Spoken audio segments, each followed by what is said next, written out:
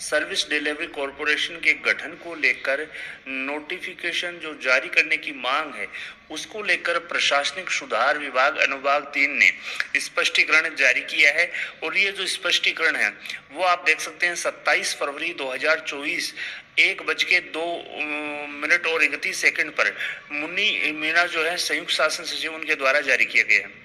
बड़ी अपडेट दोस्तों, तो राजगाज रेफरेंस नंबर 5762 के माध्यम से ये जो रेफरेंस है वो जारी किया गया है। मैं बता दूं, जो शोषित ठेका कर्मचारी हैं, जो विभिन्न विभागों के जो ठेका कर्मचारी है, वो लंबे समय से मांग कर रहे हैं कि सरकार RLSDC Rajasthan logistic service delivery corporation गठन की जो प्रक्रिया है, जो नोटिफिकेशन है वो जारी करे। इसी को लेकर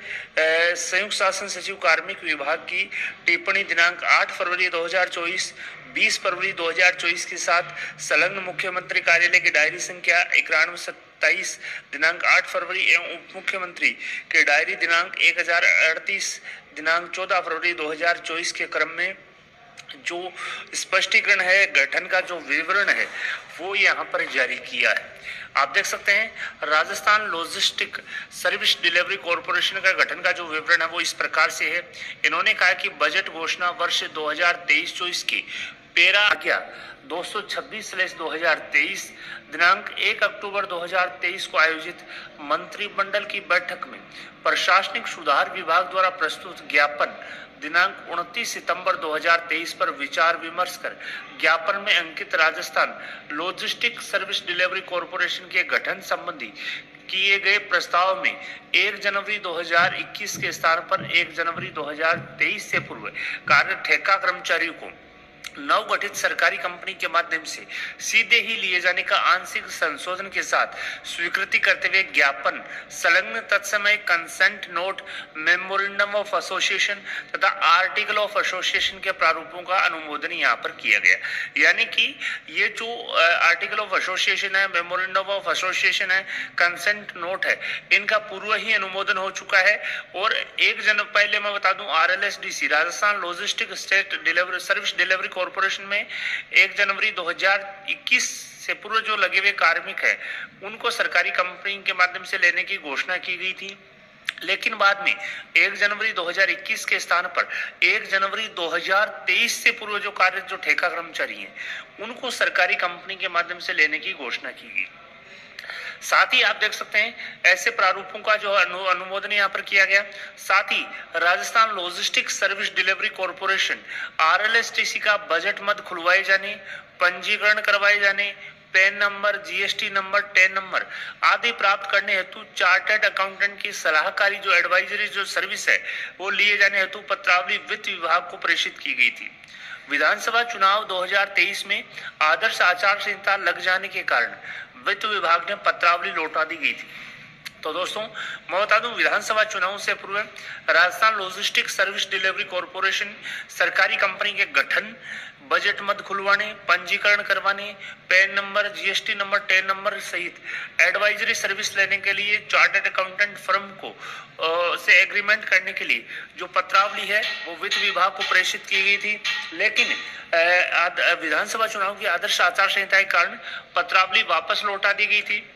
साथ ही इन्होंने कहा है कि आदर्श आचार संहिता समाप्ति के बाद पत्रावली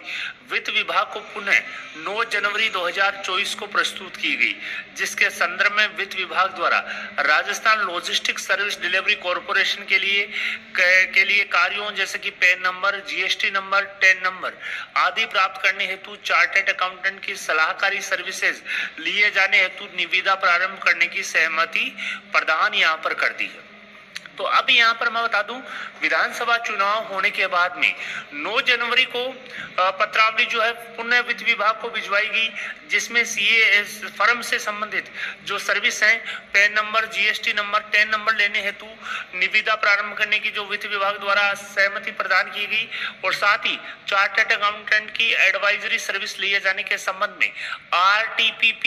एक्ट 2023 के नियम 3 के अनुसार दिनांक 15 फरवरी 2024 को उपासन समिति का गठन किया गया और उक्त के संबंध में कार्रवाई प्रक्रियाधीन है।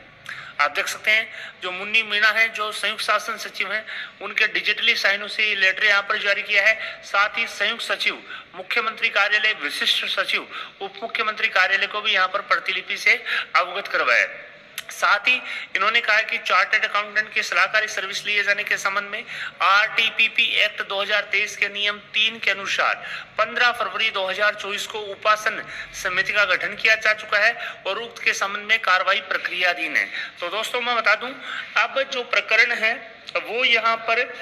जो संबंधित जो चार्टर्ड अकाउंटेंट की फर्म है उनसे निविदा की जाएगी। निविदा करने के बाद में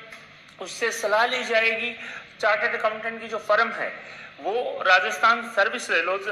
लॉजिस्टिक सर्विस डिलीवरी कॉर्पोरेशन से संबंधित जो संपूर्ण जो एडवाइजरी सर्विस है वो सरकार को देगी। इससे संबंधित pan number, TAN number, GST number allocate करवाएगी कंपनी को। साथ ही गठन में जो संपूर्ण जो मदद है वो यहाँ पर करेगी। इसके बाद में जो RLSDC है, बोर्ड जो है, सरकारी कंपनी जो है उसका गठन होगा, वो अस्तित्व में आएगी। और यहाँ पर जो शोषित जो ठेका कर्मचारी, जो चाहे किसी भी विभाग में जो कार्य ठेका कर्मचारी है, 1 जनवरी 2023 से तक जो ठेका कर्मचारी हैं वो इस कंपनी के माध्यम से नियोजित किए जाएंगे और उनको सीधा ही भुगतान यहाँ पर किया जाएगा। इससे जो बिचौलिए जो ठेकेदार हैं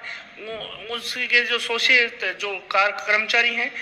वो उनके शोषण से मुक्ति मिलेगी और जो कार्मिक हैं भय मुक्त काम कर सकेंगे। तो दोस्तों मैं बता दूं, पहले विधानसभा चुनाव की आदर्श आचार संहिता लगने के कारण जो काम है वो इफेक्ट हुआ। इसके बाद में लोकसभा जो विधानसभा चुनाव के बाद में वापस से काम स्टार्ट हुआ और एडवाइजरी सर्विस लेने के लिए यहाँ पर आप देख सकते हैं जो कार्रवाई जो प्रक्रिया है धीन है। और यहाँ पर 27 फरवरी को यह आदेश जारी किया गया था, लेकिन वर्तमान में लोकसभा चुनाव की आदर्श आचार संहिता लगने के कारण एक बार फिर से जो ये काम है वो रुक गया है। वापस जैसे ही ये 2-3 महीने बाद में आचार संहिता हटेगी वो आपका काम फिर से प्रगति पकड़ लेगा। तो यहाँ पर जो मैं बता दूं, Rajasthan logistic service delivery corporation जो है सरकारी कंपनी जो है उसका गठन यहाँ पर होगा, निश्चित रूप से होगा। और वो 1 जनवरी 2023 से जो पूर्व जो ठेका कर्मचारी जो नियोजित हैं वो सरकारी कंपनी के माध्यम से नियोजित होंगे और यहाँ पर इसकी जो सहमति है वो सरकार द्वारा दे दी गई है पूर्व में भी। और अब इनसे संबंधित जो Rajasthan logistic service delivery corporation जो है उससे संबंधित pan number, GST number, TAN number और एडवाइजरी सर्विस प्राप्त करने के लिए चार्टर्ड अकाउंटेंट फर्म की सेवाएं लेने की सहमति प्रदान की गई है।